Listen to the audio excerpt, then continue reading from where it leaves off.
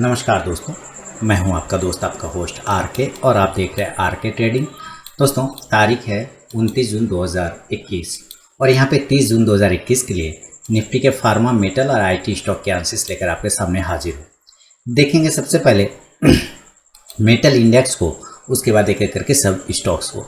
Metal index 5300 का यानी कि 5300 के आसपास का एक रेजिस्टेंस ले रहा है। अगर वो ब्रेकआउट हो जाता है देन एक अच्छा मूवमेंट देखने को मिलेगा मेटल इंडेक्स के सारे स्टॉक्स में।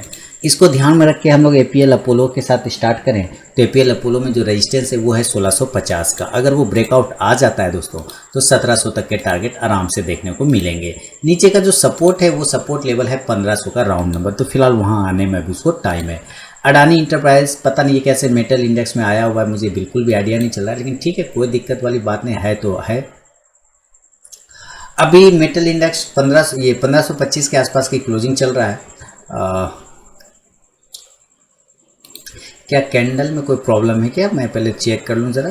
कैंडल तो ठीक है। अडानी इंटरप्राइजेस का कैंडल लास्ट वाला कैंडल नहीं दिख रहा है, एपीएल अपोलो का दिख रहा है। देखेंगे तो एपीएल अपोलो का 29 का है, लेकिन अडानी इंटरप्राइजेस के नहीं मिल रहे हैं मुझे, यानी ये 28 तारीख का ही कैंडल दिखा रहा है। 27, 25, 26, 27, 28 बिल्कुल। तो इसका दोस्तों, इसका कैंडल यहाँ पे नहीं है विजिबल, तो इसको मैं अवॉइड करूँगा। कोल इंडिया के साथ देखें, कोल इंडिया के साथ क्या प्रॉब्लम आ रहा है। कोल इंडिया बिल्कुल ये ठीक है। कोल इंडिया 152 का रेजिस्टेंस ले रहा है नियर में, वो ब्रेकआउट आ जाएगा देन 156, 160 के टारगेट मिलेंगे। नीचे 140 का इंपॉर्टेंट सपोर्ट है कोल इंडिया में, तो नज़र बना के रखेंगे कोल इंडिया। आगे बढ़े, और कोल इंडिया के बाद जो स्टॉक है वो है हिंडाल्को। हिंडाल्को में ऊपर के लेवल को ये होल्ड ही नहीं कर पा रहा है। होल्ड करे, मेटल सेक्टर का इंडेक्स भी होल्ड नहीं कर पा रहा है, ये भी होल्ड नहीं कर पा रहा है। दोनों ही एक ट्रायंगल पैटर्न बना के ट्रेड करने की कोशिश कर रहा है, इंडेक्स भी और हिंडाल्को भी, जैसा कि देखिए, है ना। तो ऊपर की साइड में अगर हिंडाल्को 385-86 को अगर ब्रेक करता है देन आपको ये 390 से 400 तक के टारगेट देखने को मिलेंगे हिंडाल्को में। हिंडाल्को के बाद हिंद जिंक की बात करें तो हिंद जिंक भी हमारे पास जो लेवल आ रहे हैं 340 के आसपास का आ रहा है, और ठीक है 340 यही लेवल है, अच्छा खासा है। 345 को अगर ये दोबारा ब्रेक करता है तो 350 से 55 तक के टारगेट बन जाएंगे। किसमें? हिंदुस्तान जिंक में। जेएसडब्ल्यू स्टील के साथ बात करें तो जेएसडब्ल्यू स्टील ऊपर जाने के लिए कम से कम इसको ब्रेकआउट चाहिए। 700 का राउंड नंबर का रेजिस्टेंस है। मुझे लग रहा है अब जिस तरह के पैटर्न ये सारे मेटल इंडेक्स बना रहा है, मुझे तेज ब्रेकआउट का संभावना नजर आ रहा है। यहाँ पे 700 के ऊपर निकलेगा, 710, 720 इंट्राडे टारगेट बनाएगा। जिंदल स्टील अगला स्टॉक है, और जिंदल स्टील में हमारे पास जो लेवल खुलेंगे वो 410 के ऊपर ज़्यादा बेहतरीन होगा। हालांकि 420 का तगड़ा रेजिस्टेंस है, इसको 420 के ऊपर निकलने के बाद 440 तक के टारगेट भी देखने को जिंदल स्टील में मिलेंगे। मोइल के साथ बात करें तो मोइल में भी हमारे पास जो लेवल आ रहे हैं 205 से 210 का रेजिस्टेंस है। 205 से 210 अगर वो ब्रेकआउट, इसके पैटर्न अगर आप देखेंगे तो बिल्कुल ये एक फ्लैग बनाता है जिस तरह फ्लैग के जैसा, और फिर उसका ब्रेकआउट करता है, फिर बनाता है, फिर ब्रेकआउट करता है, फिर बनाता है, फिर ब्रेकआउट करने की कोशिश है। अगर ये 200 के ऊपर निकलता है तो 205 से 10 का टारगेट आपको आराम से दिखाएगा। मेटल में एनएमडीसी को भी चेक करें तो एनएमडीसी 185, 190 ज़्यादा बेहतर है। 190 को अगर ब्रेक करेगा तो 195 से 200 तक के टारगेट देखने को मिलेंगे। नेशनल एल्युमिनियम की बात कर ले तो नेशनल एल्युमिनियम देखिए, मेरा जो टारगेट था शॉर्ट टर्म कॉल उसने डन कर दिया 84 वाला। अब नया बनेगा तो 84 के ऊपर निकलने के बाद 88 से 92 तक के टारगेट फिर आपको दिखने को मिलेंगे। रत्नामणि मेटल्स 2100 के ऊपर जब तक नहीं निकले कोई पोजीशन नहीं बनाएंगे रत्नामणि मेटल्स में। सेल यानी स्टील अथॉरिटी ऑफ इंडिया की बात करें तो सेल में हमारे पास पोजीशन 130 के ऊपर ही ये था रेजिस्टेंस, 135 का। 135 के ऊपर निकलने के बाद ही पोजीशन बनेगा 140 के टारगेट के लिए। टाटा स्टील का बात करें 1200 इंपॉर्टेंट रेजिस्टेंस है राउंड नंबर का। 1200 को ब्रेकआउट करने के बाद ये 1220 से 40 तक के भी टारगेट दिखाएगा। दोस्तों, लाइव मार्केट में कॉल प्राप्त करने के लिए आर के ट्रेडिंग मोबाइल ऐप को डाउनलोड कर सकते हैं गूगल प्ले से, एंड्रॉइड वर्जन।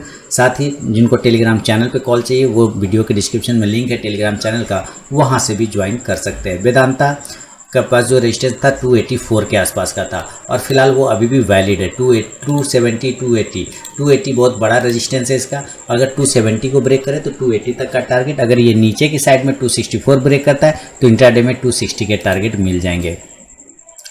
वेलस्पन कॉर्प जब तक वो 155 को ब्रेक नहीं करे कोई पोजीशन नहीं बनाएंगे वेलस्पन कॉर्प में। तो दोस्तों, ये था निफ्टी के मेटल स्टॉक्स पे मेरा अपना व्यू। अब जरा फार्मा को लगाएंगे और फार्मा के स्टॉक्स को देखेंगे, पहले इंडेक्स को देखें फिर स्टॉक। तो फार्मा में आज ब्रेकआउट आया, फार्मा इंडेक्स में एक राउंडिंग बॉटम पैटर्न को कंप्लीट करने की पूरी कोशिश कर रहा है फार्मा का ये इंडेक्स।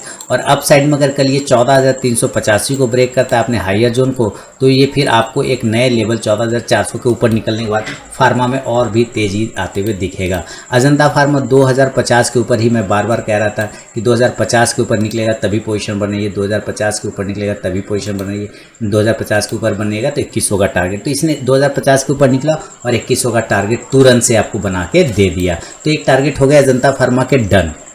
अब ना 2100 वाला, अब जब ये 2100 के ऊपर निकलेगा तो 2150 का टारगेट देगा। बायोकॉन बिल्कुल ठीक चल रहा है, ऐसा कोई दिक्कत वाली बात नहीं है। बायोकॉन पे 440 का टारगेट बनेगा अगर ये इस गैप को फिल करने निकलता है तो। लेकिन उसके पहले जो एक वीडियो मैंने बना के दिया था कि 420 का एक बड़ा रेजिस्टेंस है, वो ब्रेकआउट होना चाहिए, तब 430 से 40 का टारगेट भी बनेगा। कैडला हेल्थ केयर की बात करें, कैडला हेल्थ केयर ऊपर जाने के लिए 660 का रेजिस्टेंस ले रहा है, 660 को ब्रेक करेगा देन 670 से 80 के टारगेट बनेंगे। सिप्ला की बात दोस्तों, अगर अभी तक आप लोगों ने टेलीग्राम चैनल को ज्वाइन नहीं किया तो जरूर ज्वाइन कीजिएगा। इसमें मैं लाइव में कुछ कॉल्स प्रोवाइड करता हूं और आप जाके ज्वाइन होकर देख सकते हैं कि वहाँ पे मेरा कॉल्स का परफॉर्मेंस कैसा रहता है। तो यहाँ पे मैंने 3 तरीका बताया ज्वाइन होने का टेलीग्राम चैनल पे।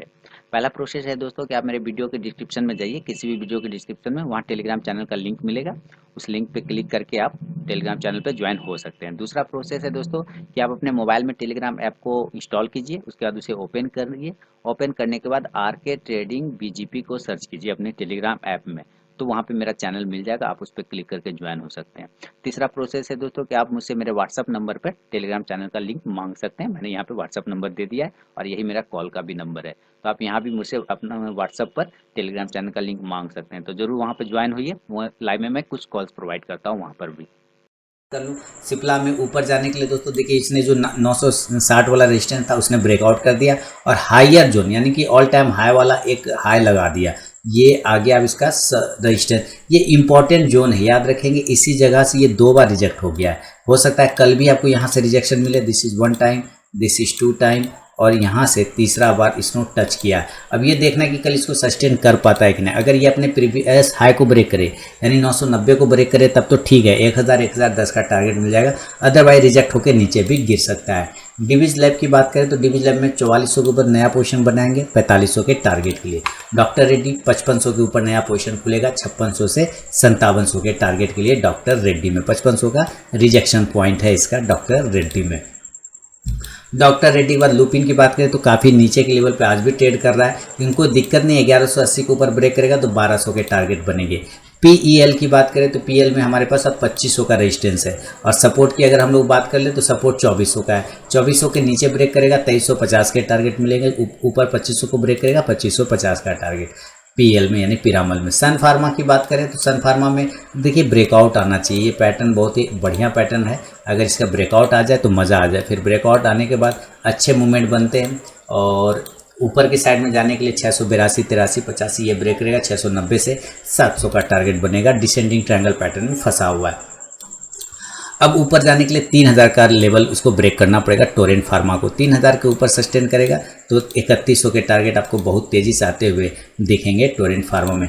स्ट्राइड्स फार्मा 800 का रेजिस्टेंस है, 800 का रेजिस्टेंस है, वो ब्रेक करेगा तो 825। नीचे सपोर्ट है वही 200 EMA के पास में, 755 को ब्रेक करेगा, कमज़ोर हो जाएगा 750 से 45 तक का टारगेट भी दिखा सकता है स्ट्राइड्स फार्मा। ग्लेनमार्क फार्मा देखिए परफेक्ट 600 एकदम 70 का हाई लगाया, वहीं से गिर गया।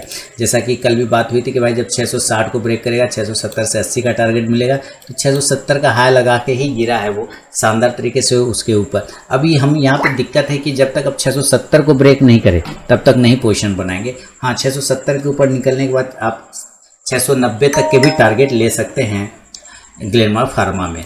अंतिम स्टॉक है इसका वोकट फार्मा, उसके बाद हम लोग आईटी स्टॉक को देखेंगे। वोकट फार्मा में मैंने कल भी बताया था कि अपने एक बार ये 485 490 तक के लेवल को आने की कोशिश करेगा वोकट फार्मा, तभी होल्ड करके रख सकते हैं या नज़र रखिएगा शॉर्ट कवरिंग आया तो यहीं से इसको बाउंस करके ऊपर की साइड में जाना चाहिए।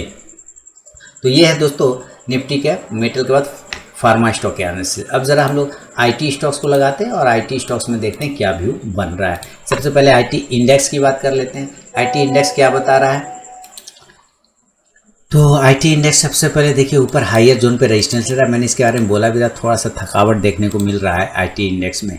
ऊपर 29,300 का एक हेवी रेजिस्टेंस है, वो ब्रेकआउट आएगा तो 29,600 तक जा सकता है, 29,500 से 600।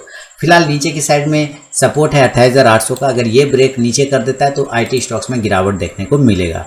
फिलहाल बिरला सॉफ्ट को चेक करते हैं तो सबसे पहले बिरला सॉफ्ट 400 का रेजिस्टेंस है, 400 के बाद जो आएगा वो आपको 410 से 20 तक के टारगेट आपको दिखा सकता है। नीचे बिरला सॉफ्ट में सपोर्ट है वो है 380 का, 380 के नीचे आने पर कमजोर हो जाएगा, 370 से 60 का टारगेट भी मिल सकता है।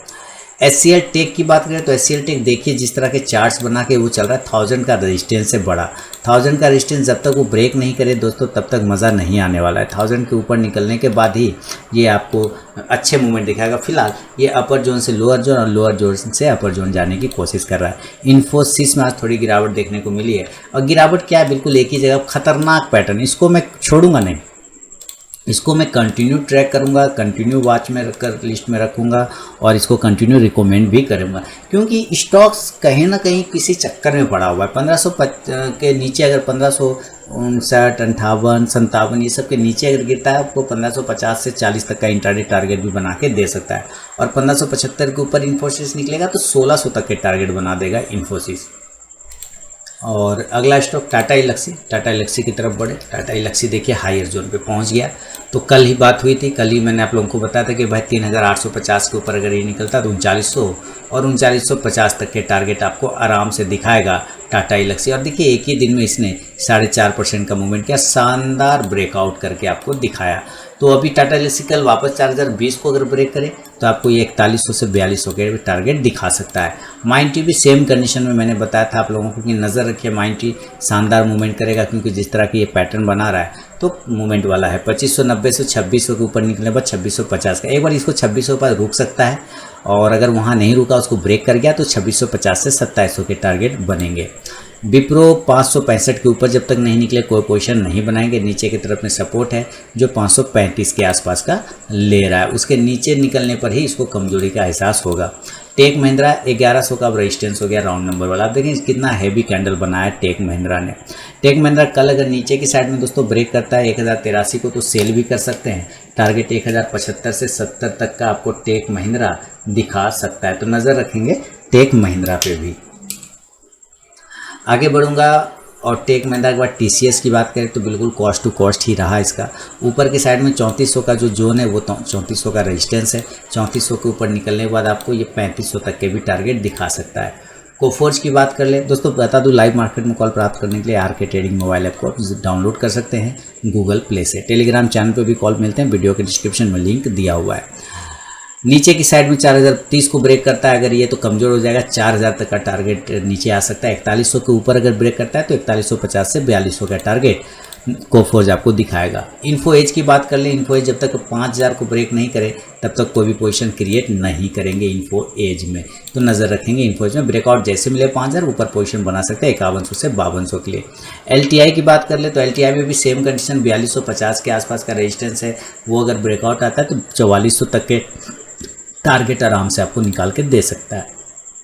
एम्फासिस 2100 का रेजिस्टेंस है, 2100 के ऊपर ब्रेक करेगा तो 2150 से 2200 का। और जस्ट डायल की बात कर ले तो जस्ट डायल में अच्छा मूवमेंट आ सकता है, शॉर्ट कवरिंग हो सकता है। 1000 के ऊपर निकलने के बाद तेज शॉर्ट कवरिंग होगा जो 1025 से 50 तक लेके जा सकता है इसको। तो दोस्तों ये था निफ्टी के फार्मा, मेटल और आईटी पे मेरा अपना व्यू। पसंद आए तो फीडबैक देकर मुझे कमेंट करके सूचित करें। मिलूंगा नेक्स्ट वीडियो में, तब तक के लिए बहुत बहुत धन्यवाद।